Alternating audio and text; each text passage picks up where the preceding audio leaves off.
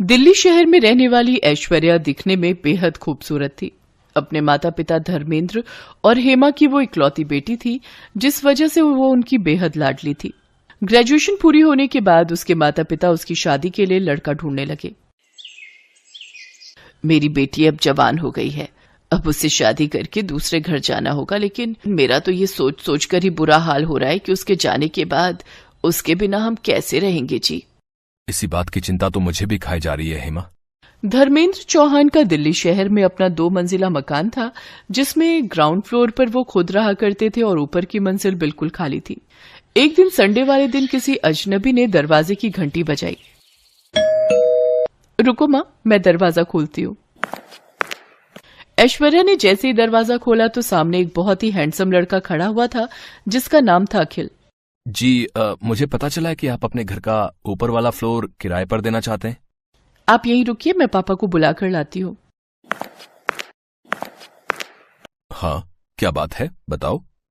Uncle, वो actually मैं अपने पेरेंट्स के साथ 2 दिन पहले ही इस शहर में आया हूँ।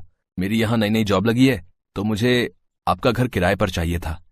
लेकिन बेटा, मुझे अपना घर किराए पर देने में कोई इंटरेस्ट नहीं है।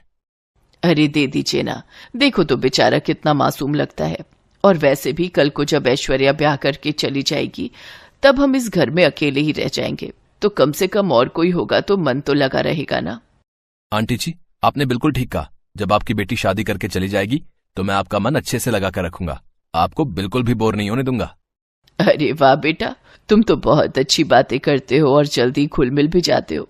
एक काम करो, तुम अपने पेरेंट्स के साथ कल ही ऊपर वाले फ्लोर पर रहने आ जाओ, मैं तब तक साफ सफाई करवा कर रखूंगी। अरे नहीं आंटी जी, आपको परेशान होने की बिल्कुल भी जरूरत नहीं है, मैं खुद ही आकर सारी साफ सफाई कर लूंगा। अगले ही दिन अखिल अपनी माँ आशा और पिता रमेश के साथ उनके घर में शिफ्ट हो जाता है। अखिल स्वभाव का बहुत ही अच्छा लड़का था। अपनी चुलबुली बातों और हंसते हुए चेहरे से वो सबका मन जीत लेता था। हेमा चौहान को अखिल बहुत पसंद आता है। अब अखिल को उस घर में रहते हुए कुछ दिन बीत चुके थे। एक शाम हेमा अपने पति धर्मेंद्र से कहती है, अखिल कितना प्यारा लड़का है ना। हाँ, आजकल के जमाने में भला ऐसे लड़के मिलते कहाँ हैं। अपने माता पिता को खाना तक बनाकर खिलाता है। अजी, खाने की क्या बात करते हो, जब उसकी मेड नहीं आती तो वो घर का भी सारा काम खुद ही करता है। हमारी बेटी को भी काश ऐसा ही कोई लड़का मिल जाए। ऐसा ही कोई क्यों, अपना अखिल बुरा है क्या? लेकिन वो तो हमारे किराएदार हैं। हाँ, तो ये तो अच्छी बात है ना, इससे हमारी बेटी भी अपने पास ही रहेगी। आप हाँ कहो तो मैं कल ही उसके माता पिता से रिश्ते की बात आगे बढ़ाती हूँ। हाँ ठीक है। फिर एक दिन मौका पाकर हेमा अखिल और उसके परिवार से इस बारे में बात करती है और फिर सबकी रजामंदी से दोनों की शादी हो जाती है। अगले दिन जब सुबह अखिल सोकर उठता है तो ऐश्वर्या को ना पाकर अपनी माँ से पूछता है, माँ, ऐश्वर्या कहाँ है? पता नहीं बेटा, मैं भी उसे ही ढूंढ रही हूँ। आज उसकी पग फेरों की रस्म जो है। लेकिन ऐश्वर्या तो बड़े मजे से अपने पेरेंट्स के पास जाकर चाय पी रही थी। ऐश्वर्या, तुम वहां क्या कर रही हो? चाय पी रही हूँ, मुझे अपने इस कप में ही चाय पीना पसंद है और बाथरूम भी मैं सिर्फ अपना ही यूज करती हूँ, ऊपर का वो रूम मुझे पसंद नहीं। अरे बहू, आज तुम्हारी पग फेरों की रस्म थी, लेकिन तुम तो अकेले ही मायके पहुंच गई। चलो कोई नहीं, अब मैं अखिल को नीचे भेजती हूँ तुम्हें लेने के लिए। क्या सासू माँ, आप भी आ तो रही हूं मैं। इसके बाद आशा उसे पहली रसोई बनाने के लिए कहती है, लेकिन 5 मिनट के अंदर ही ऐश्वर्या हलवा लेकर पहुंच जाती है। अरे वाह, हमारी बहू तो बहुत तेज है। 5 मिनट भी नहीं हुए इसे गए हुए और हलवा बनाकर ले आई। नहीं पापा जी, ये तो नीचे मम्मी ने बनाया था तो मैं ऊपर ले आई। बहू, अब वो तुम्हारा मायका है और ये तुम्हारा ससुराल। हाँ तो क्या फर्क पड़ता है। अच्छा वो सब छोड़िए और ये बताइए कि आप इस महीने का किराया कब दे रहे हैं? पापा ने कहा था आपसे पूछ लूं। लेकिन बहू, अब तो हम रिश्तेदार हैं, क्या अभी भी तुम्हारे पापा हमसे किराया लेंगे? हाँ पापा जी, मेरे पापा ना हिसाब के एकदम पक्के हैं। अगर आप नहीं दोगे तो वो मुझसे मांग लेंगे, क्योंकि अब मैं इस घर की बहू जो हूँ। ऐसे ही एक रोज जब ऐश्वर्या और निखिल अकेले में बैठकर बातें कर रहे होते हैं तो ऐश्वर्या की माँ उसे आवाज देकर नीचे बुला लेती है। ऐश्वर्या बेटी, कहाँ हो तुम? जल्दी से नीचे आ जाओ। कहाँ जा रही हो? अब ये तुम्हारा ससुराल है। मैंने तुमसे कहा था ना कि मुझे नींद अपने कमरे में ही आती है। इतना कहकर वो वहां से चली गई। अगले दिन अखिल घर का राशन लेने जा रहा था तो हेमा ने भी उसे अपनी लिस्ट पकड़ा दी। अरे दामाद जी, जरा ये मेरा भी राशन लेते आना। ठीक है आंटी, मेरा मतलब है सासू माँ। ऊपर वाले फ्लोर पर खड़े रमेश और आशा ये सब देख रहे थे। हे राम, ये ऊपर ससुराल और नीचे मायके में न जाने और क्या क्या दिन देखना पड़ेगा। ऐसे ही कुछ दिन बीत जाते हैं और ऐश्वर्या प्रेग्नेंट हो जाती है। घर में सभी ये जानकर बहुत खुश थे। देखते ही देखते उसे 7 महीने पूरे हो जाते हैं।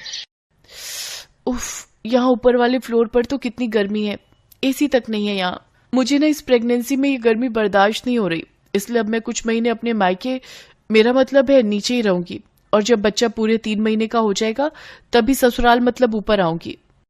लेकिन ऐश्वर्या, ये बात ठीक नहीं है। कोई बात नहीं बेटा, जाने दे बहू को, ऐसी हालत में इसे परेशान न कर। और ये 4 सीढ़ी नीचे तो जा रही है, जब तेरा दिल करे मिलाए कर इससे। नहीं मम्मी जी, ये बात ठीक नहीं। अखिल 10 दिन में एक बार मिलने आ सकते हैं। अरे आखिरकार वो मेरा मायका है ना, अखिल जी का रोज रोज वहां आना अच्छी बात नहीं। ठीक है बहू, जैसा तुम्हें ठीक लगे। काफी सोच विचार के बाद अखिल एक दिन धर्मेंद्र से मिलने नीचे जाता है। अरे आओ दामाद जी, आज मैं आपका दामाद नहीं बल्कि किराएदार बनकर आया हूँ। पापा, हम ये घर खाली करना चाहते हैं। तभी ऐश्वर्या और हेमा भी वहां आ जाती हैं। लेकिन क्यों अखिल, ये मेरा मायका भी तो है। इसलिए तो खाली करना चाहता हूँ क्योंकि ऊपर ससुराल और नीचे मायके ने मुझे मेरी ही बीवी बच्चों से दूर रहने पर मजबूर कर दिया है। और हाँ, कल ही हम यहाँ से शिफ्ट हो रहे हैं अपने नए घर में, तो परसों मैं अपनी बीवी को लेने आऊंगा एक दामाद बनकर। सुनिए ना, अब राहुल के लिए लड़की देखना शुरू कर दो। अब वो कमाता भी है और उसकी शादी की उम्र भी हो गई है। तुम ठीक कहती हो पायल, लेकिन सच कहूं तो मुझे ऑफिस के काम से फुर्सत ही नहीं, तो ये काम मैं तुम्हें ही सौंपता हूँ। इतनी बड़ी जिम्मेदारी आप मुझे क्यों दे रहे हैं? माँ बाबा के जाने के बाद जब तुमने इस घर की सारी जिम्मेदारियां इतने अच्छे से संभाल ली, तो फिर ये क्यों नहीं? भैया बिल्कुल ठीक कह रहे हैं भाभी, और वैसे भी हम दोनों ने सारा दिन काम के चक्कर में बाहर ही रहना है। घर पर तो आपको ही रहना है ना उसके साथ, तो आप खुद ही ढूंढो अपनी देवरानी। ये है पायल, जिसके सास ससुर की मौत कई साल पहले ही हो चुकी थी। पायल गरीब घर से थी और समझदार भी थी। उसने आते ही सारा घर संभाल लिया था। अपने देवर और पति की बात सुनने के बाद अगले दिन से ही पायल अपने देवर के लिए लड़कियां देखना शुरू कर देती है, लेकिन उसे एक लड़की भी समझ में नहीं आती।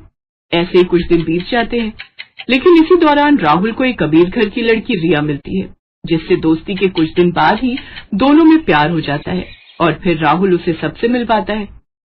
पायल और प्रवेश रिया के घर वालों से मिलते हैं, जहां शुरू में तो वो इस शादी के लिए मना करते हैं क्योंकि राहुल बड़े घर का लड़का नहीं था, लेकिन फिर रिया की मर्जी के आगे उन सबको झुकना ही पड़ता है और वो उनकी शादी के लिए मान जाते हैं। फिर एक रोज पायल की पड़ोसन सरला मौसी वहां आती है। सरला की आदत थी, वो अक्सर लोगों के घरों में फूट डलवाती थी और मजे लेती थी। उस रोज भी उसने ऐसा ही किया। देख पायल, ज्यादा ख्याली पुलाव मत पका।